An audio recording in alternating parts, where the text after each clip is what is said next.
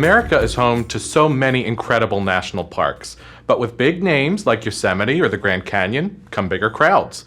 So here to talk with us about some of the trails less traveled is Cynthia Hernandez from the National Park Service. Thank you so much for joining us, Cynthia. We appreciate you being here today.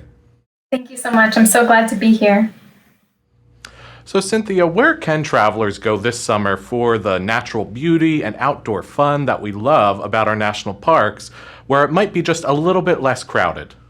Great question. With 423 national parks across the country and at least one in every state, there are plenty of opportunities for our visitors to have an incredible experience while outdoors. Now, summer months are typically busy for our national parks, and this time many folks are choosing to stay closer to home. So we definitely encourage visitors to take trips to lesser known parks.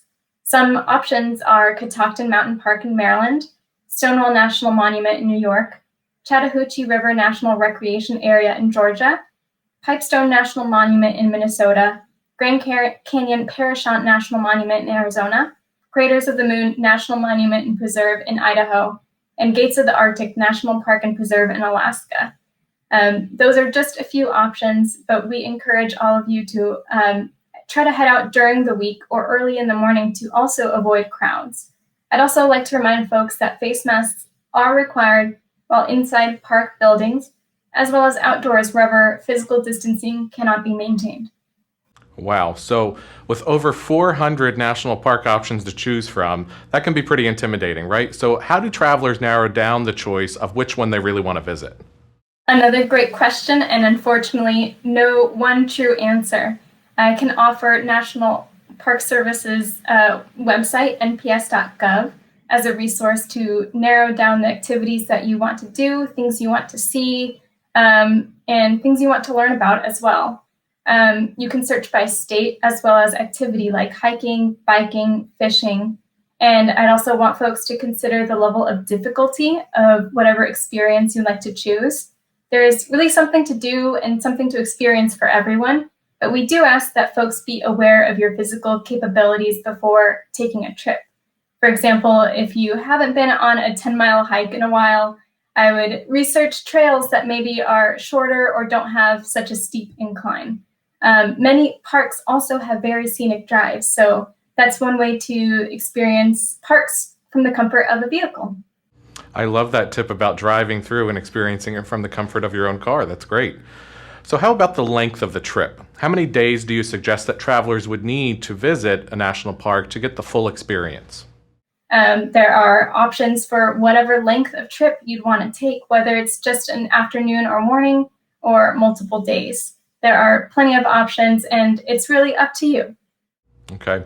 Now, I have a confession, Cynthia. I sometimes suffer from information overload when I start to plan trips. So there's just so much information out there, right? What are one or two great resources for travelers when they're planning out their trip? Well, I've already mentioned nps.gov, and I sound like a broken record with that one, but it is a really great resource to sit down and plan your trip. Like I said, 2 to 3 months before, but also the week before to see if there are any road closures that you should be aware of, any safety concerns. We also recently made our new mobile app available on the Apple App Store and Google Play Store. It's called the National Park Service app. You can search for it on the Apple App Store and Google Play Store. And it was created by our park rangers to help visitors have a really great experience in parks. And it gives the members of the public up-to-date information about every single national park, all 423 of them, from one single easy-to-use app. So you can plan your adventure from your phone, download maps and self-guided tours ahead of time, and you can find things to do and places to visit while on your adventure. You can find all the necessities, like where's the visitor center? Where can I find the entrance stations? Where are the bathrooms? But you can also find really great things to use in the park, like self-guided tours. The app is also available offline, so you can download resources ahead of time, including interactive maps, which is extremely important if you're hoping to visit parks that are in more remote locations and that may not have access to internet in all areas of the park.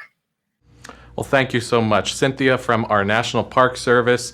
With summer right around the corner, I can't wait to get out there and explore some of these great parks that are maybe a little closer to home with a little less crowds. Thanks again.